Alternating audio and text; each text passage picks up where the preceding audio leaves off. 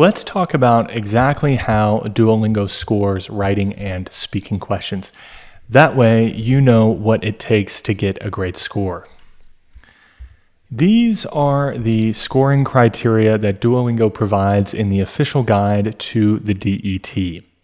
We're going to start by looking at Lexis or vocabulary, and then we'll come back to content and discourse coherence at the end because they are the most complicated. So, Lexis and vocabulary consists of the following: lexical diversity, lexical sophistication, choice of words, formation of words, and spelling, which applies only to writing questions. Let me now explain each of those in some more detail. For lexical diversity, what Duolingo is asking is, are you not repeating the same words in your responses? Are you using diverse vocabulary, different vocabulary? For lexical sophistication, they are asking, are you using advanced vocabulary? So vocabulary that's at a C1 or C2 level, for example. Choice of words. Are the words you are using appropriate? So you may be using advanced vocabulary, but they may not be appropriate in your response, in which case, even though they're advanced words, they're not good words to use. So they're not going to get you points. So like I said in the previous lesson, it's important that you use advanced vocabulary correctly so that that vocabulary gains you points and doesn't lose you points because it's inappropriate. Next is formation of words. So are you using the correct form of a word? For example, challenge, which is a noun, versus challenging, which is an adjective. So are you using the noun, the adjective, and the verb forms correctly? Spelling. Are you spelling words correctly? Let's now look at grammar. The specific aspects that Duolingo is evaluating you on within grammar are grammatical complexity, grammatical accuracy, and punctuation, which is for writing questions only. For grammatical complexity, what Duolingo is asking is, are you using advanced grammatical structures and not just simple sentences? So a simple sentence starts with the subject and the verb. I like pizza, for example. That's a simple sentence. Or there are dogs. That's also a simple sentence.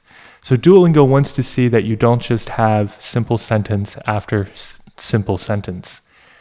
In my experience, students focus way too much on grammatical complexity.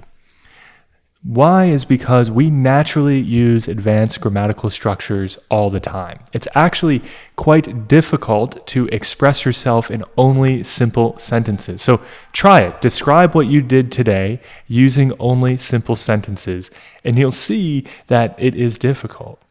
So we naturally think in advanced grammatical structures, which means when we are expressing ideas, especially on difficult topics like the ones that you will be asked on the DET, you will naturally use advanced grammatical structures. It's important that you know how to use them correctly in English and you understand the correct punctuation, for example, to use with different connecting words.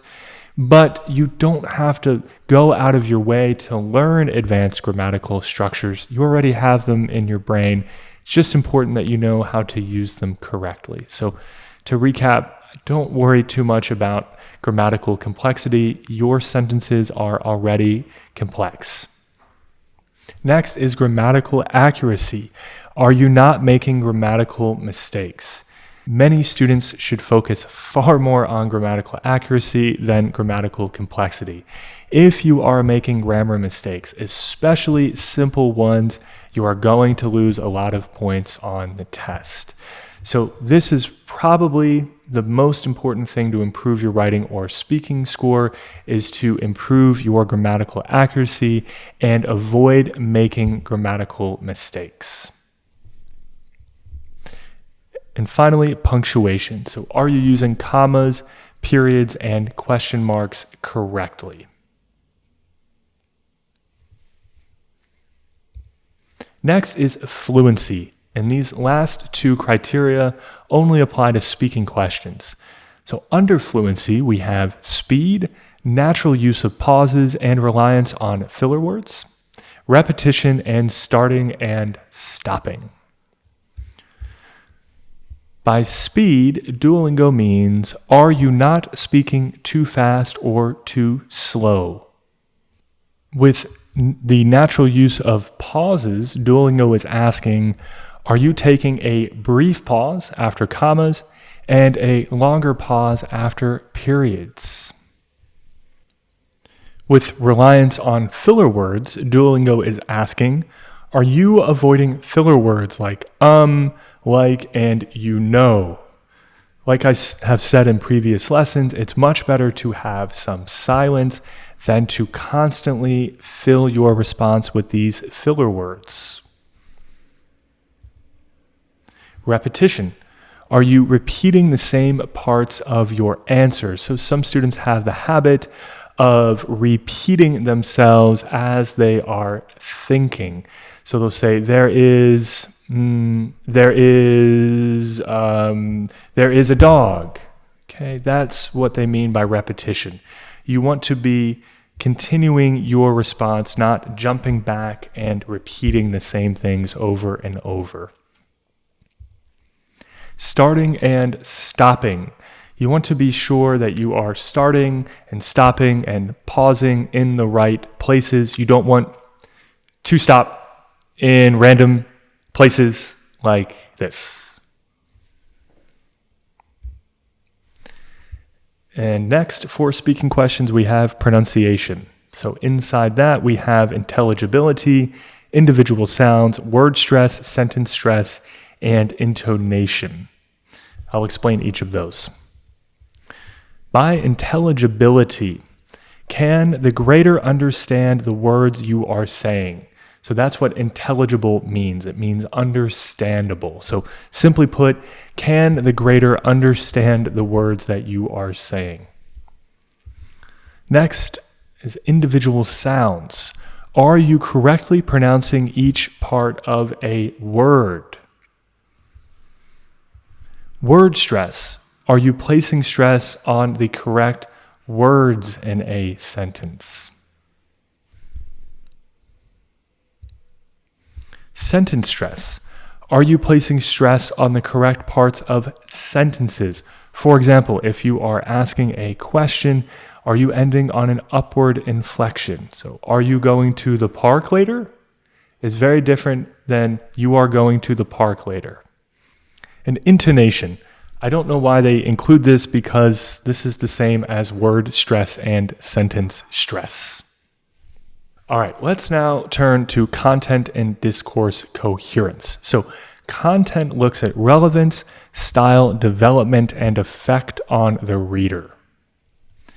Let's break that down because there's probably unfamiliar terms in there. By relevance, Duolingo is asking, is your response relevant to the prompt? Are you answering the question that you were asked? Are you describing the image that you were given? Style. Does the language in your response flow nicely? Is it appropriate for academic writing? So do your ideas connect one to the other? Do you have formal language that is appropriate for academic writing? Development. Do the ideas in your response flow logically? Right? Are you moving from idea to idea in a logical way? Effect on the reader. Does your response have an impact on the reader? Is your response memorable? Are your ideas compelling? Let's look at discourse coherence now. This contains clarity, cohesion, progression of ideas, and structure, which only applies to writing questions technically, but is also important for speaking questions, as you will see. So clarity. Is it easy to understand your ideas? Are the ideas that you are trying to express easily understood when reading what you've written or listening to your response. Cohesion. Do the ideas in your response flow logically? You can see that this is similar to what we talked about before. So there is some redundancy in these scoring criteria, some repetition. Progression of ideas. Do the ideas in your response flow logically? Again, more redundancy here. Structure. Do your paragraphs have a good structure? And are they in the best order? So at this point, you may be a little worried about content and discourse coherence because these are the most tricky, I believe, to really understand clearly. So punctuation is very clear, but something like discourse coherence or cohesion is not. However, don't worry, because I'm going to teach you everything you need to know to do well on these two scoring criteria in the future lessons. So if it doesn't make perfect sense now, don't worry. You're going to have a much better understanding as we go through the lessons.